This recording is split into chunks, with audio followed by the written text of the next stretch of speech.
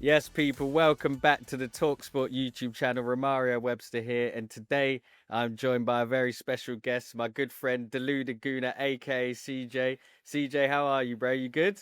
I'm good, man. Appreciate the invite. Appreciate you for having me. It's always nice to talk Arsenal. It's always nice to talk Arsenal when we're winning. It's always nice to talk Arsenal with someone I know. So I'm sure it'll be a good show. Appreciate the invite, my boy.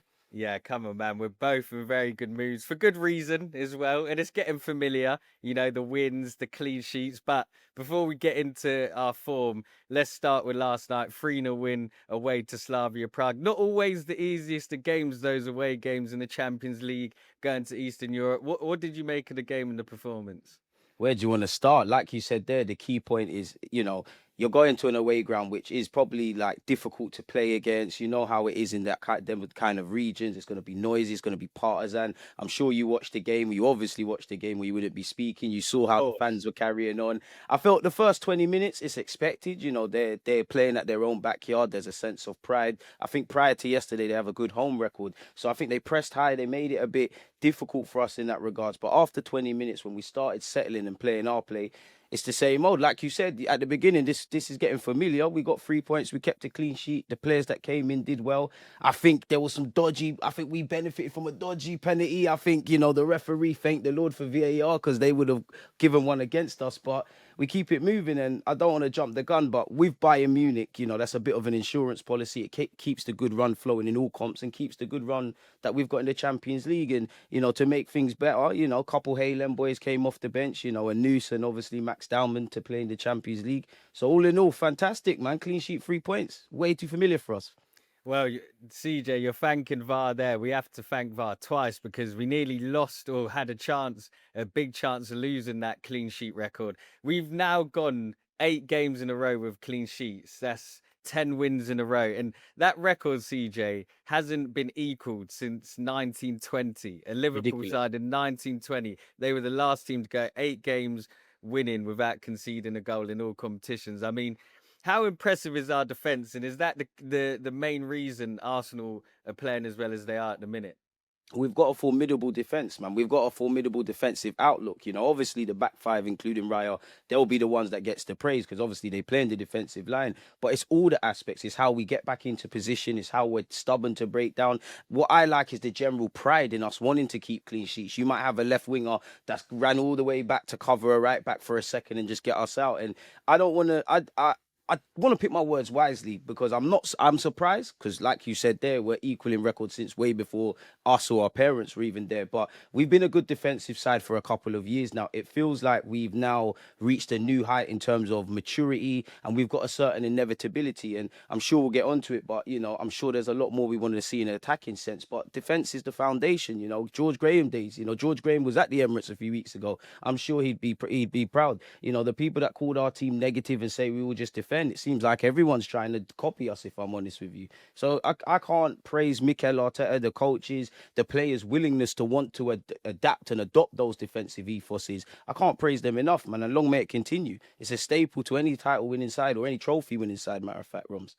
Well, CJ, you'll of course remember the Arsene Wenger days, early 2010s, when we had the likes of Fabregas, Van Persie, Nasri, and everyone used to praise to say Arsenal played the most entertaining football in the league, but we never had the titles to sort of back it up. And yeah, it was great, we played good football, but what did it amount to? And you even said, that Jeff Stelling said Arsenal aren't very entertaining, but you said it's not our job to entertain. And are you Exactly. sort of happy that Mikel Arteta's grown this side into a team that prioritizes results over looking good? 100%. Like you said there, during the early Emirates era, I know we've picked up some FA Cups, but there was a point where it was only Arsenal Football Club and Barcelona in terms of that expansive way of playing. But for every praise we got for how we played and Wenger and stuff, the connotations, the no cajonas, the bottlers, their soft touch. You make it difficult for them. You can bully them and they don't want to play. You even saw it in the Slavia Prague game. We did our job. They tried to rattle us a bit. We're not having none of it. Whether you're, one of the smaller tip players in our team or the bigger ones, we've needed this. And surely it's easier to play free flowing football than it is to have a defensive structure. That's why I personally believe, and I'm sure we'll get onto it. Once all the dominoes fall into play, you are going to see a lot more about us in the final third. You marry that with how good we are defensively and our defensive ethos. It's scary, but it's not scary for Arsenal fans. It is almost scary because I don't know about you, bro, but it's like I know my team can do things like this, but like every week we're winning, there's clean sheets, we're getting 3 points. It's ridiculous. So credit to Mikel Arteta. Like hopefully in May, we're in the parade, innit?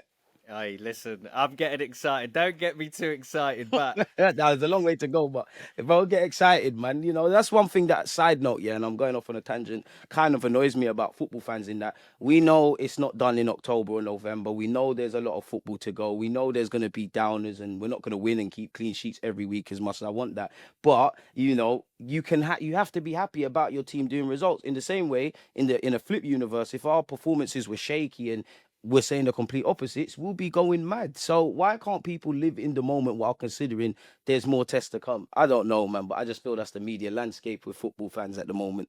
nah, you're right. I think you hit the nail on the head there because when you think about it, it's like like if you lose, everyone expects you to be harsh on your team, call for your manager to get sacked. So then when you are winning, you do have to enjoy it, and that's part of being a football fan. Is 1 minute you're high, the next minute you're low. You got to enjoy it, right? But you Exactly. mentioned the final third there. I mean, Mikel Merino, he just keeps showing that versatility. Another 2 goals last night. That takes him. I don't know if you've seen the stat. 25 goals and assists for club and country in 2025 alone. I mean, we signed him as a midfielder, but how much do you rate Mikel Merino?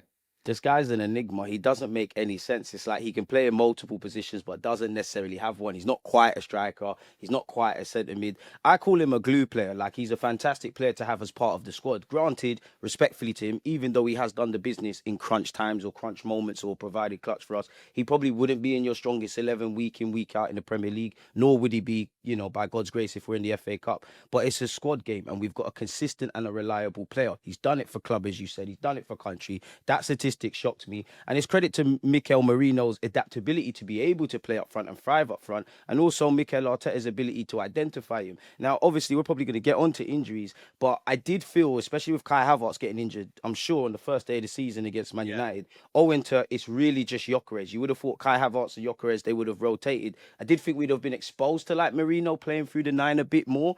For whatever reason, that didn't quite happen. We're going to have to get on with it, really and truly. He drops into midfield, which is a key aspect of playing up front. He drops into midfield. He works the channels. He's very intelligent. And, we call him Double M, innit? Mikel Merino, who was at the double yesterday. And I actually think he's one of the best finishers at the club. Like, I think he's so good on the final action. Like, when Trossard's put that ball into the box, as silly as it is, he's in the right place at the right time with the right surface area of his foot to finish, man. Like, how can you not like Mikel Merino? Again, he might polarize opinion. You know it, and I know it. Yeah, we speak to 10 Arsenal fans. He's having the best thing since sliced bread. The others will say he's rubbish, and the others will be indifferent. But I genuinely believe you need a squad. Granted, me and you could waffle for days about how good Saka is, and Rice, and Magalhaes, and this one and that one. But I promise you, throughout a course of a season, whether it's crunch times in the Premier League or must-win games in the Champions League, like you saw last year, it is the Gabriel Jesus's, the Kai Havertz's, the Trossards, the Mikel Merinos that probably scored the most vital goals. So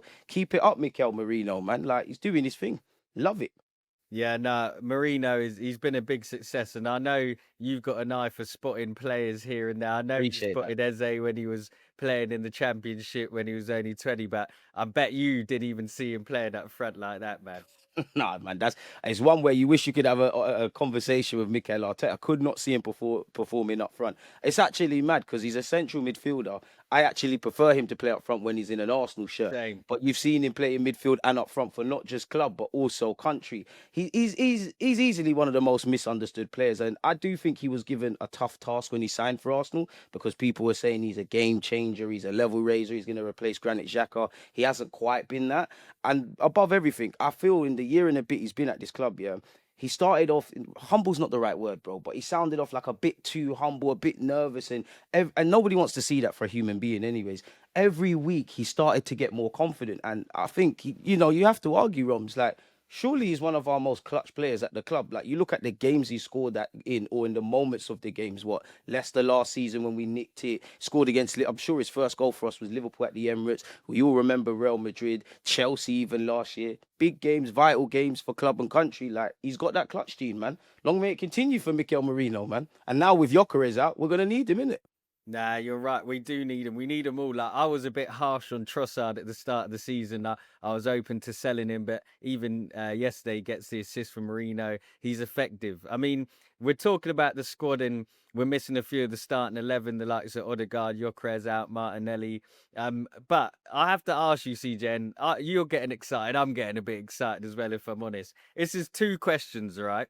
Are we currently the best team in Europe? You mentioned Bayern Munich earlier. I know they're on a crazy 16-game winning streak, but are we currently the best team in Europe?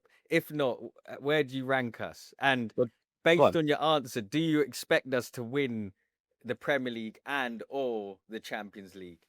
Oh, you're bullish in it. I thought I was excited, man. These are some bullish questions, my boy.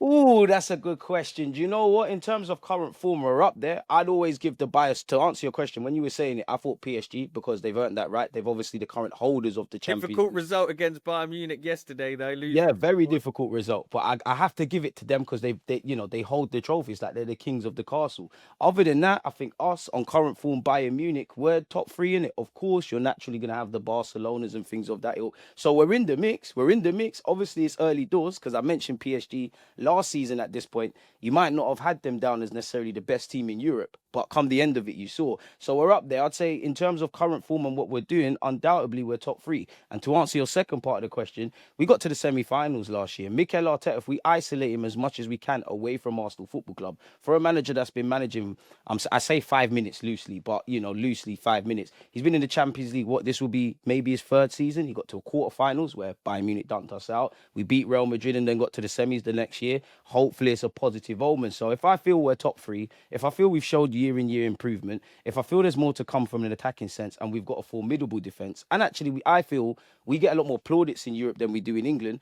We undoubtedly have a chance. I wouldn't say we're the favourites, but we're in the mix. Obviously, naturally, you're gonna say, as I said, better yet, PSG. You're gonna have Bayern. You're gonna have Barca. But other than that, we're in the mix, and there's no reason as to why we can't win at least one of the four trophies we're competing for, and potentially two. Obviously, to go back to what you said about the Champions League and the Prem, it'll be difficult to see like when you get to that like March, April, May period where you kind of have to see it through if we're still in the same form, if players are still going, if the form has picked up with some others and some others have got better. But we've genuinely got a chance of winning one trophy as a minimum. I see no reason as to why we can't win two. For me though, and I've said this to you before, if you offer me the Prem or the Champs, I want the Champions League because I think only the World Cup's bigger than that.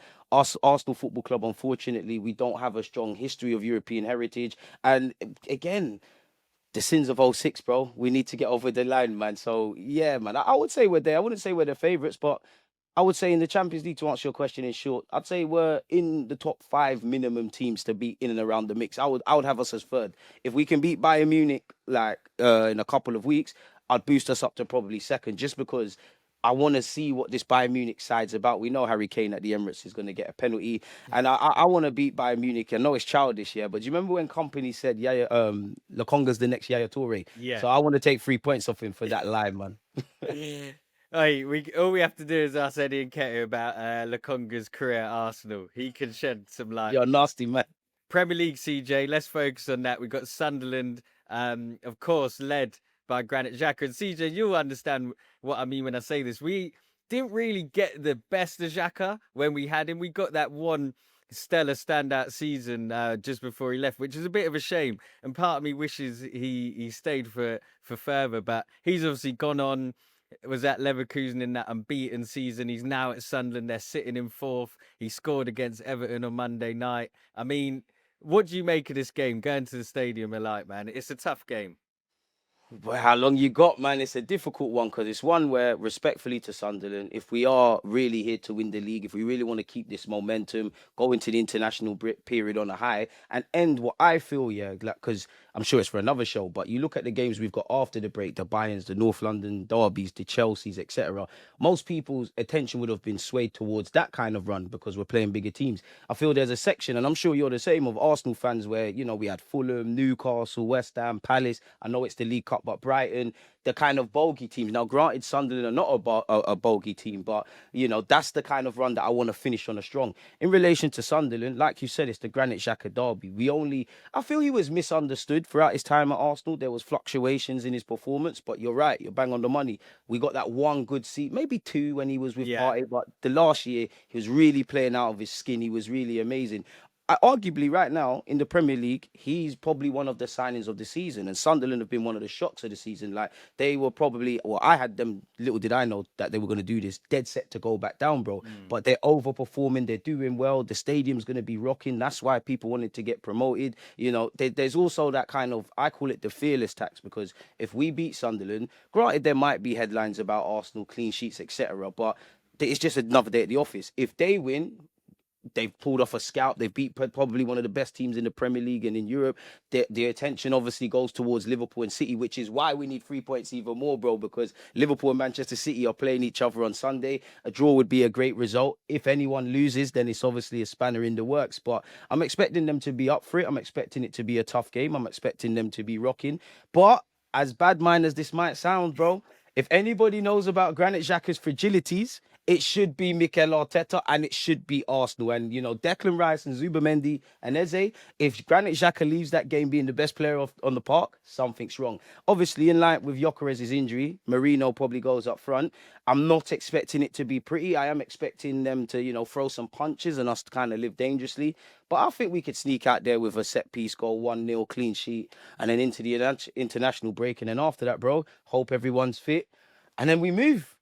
Well, CJ, you mentioned it there, obviously, the injury concerns, but it's not really a concern currently because you said exactly what I was thinking, is that we could probably go there, big Gabriel header, maybe a Merino header, whoever, you take your pick, and we just walk away, we've nicked the free Just get out of there. nil. You'd be happy with that, wouldn't you?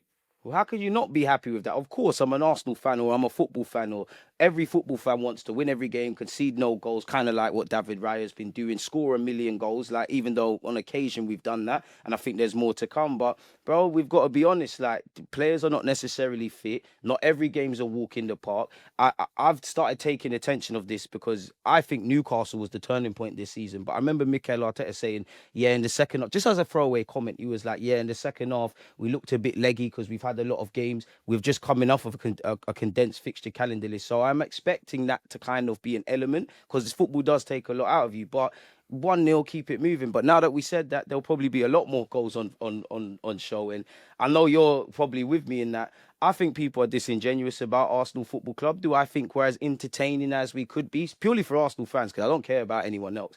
No. But you can't sit there and tell me it's Stoke City because you open up against us, like against Burnley for Gyökeres, Gyökeres giving it to Trossard, or aspects of the Newcastle game, or even City. You give us space on the counter, we're gone. We actually are gone. You look at the touches in the boxes, you look at the way we earn corners, which you have to go from one end to the other.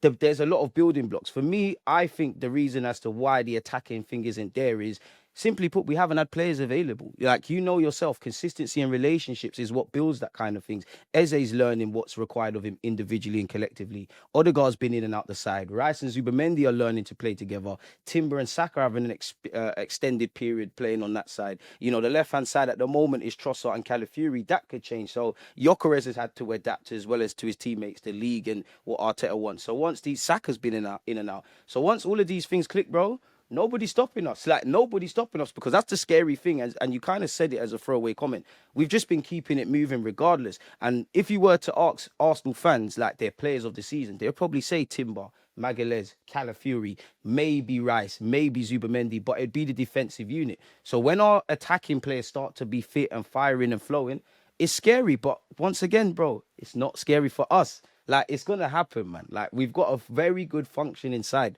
We just need to keep it up, man. And the players need to return from injury. CJ, just before we go, and I love the confidence in this. It's all Arsenal fans are buzzing, and we're all We've been together. smiling, It's man. nice to see us not divided, isn't it? It's nice to see. But just before we go, are you worried that injuries could derail our season again? Just because, look, we got Gyökeres, Martinelli, Odegaard, Madueke, Havertz, Jesus. Like, that's 6 attackers out.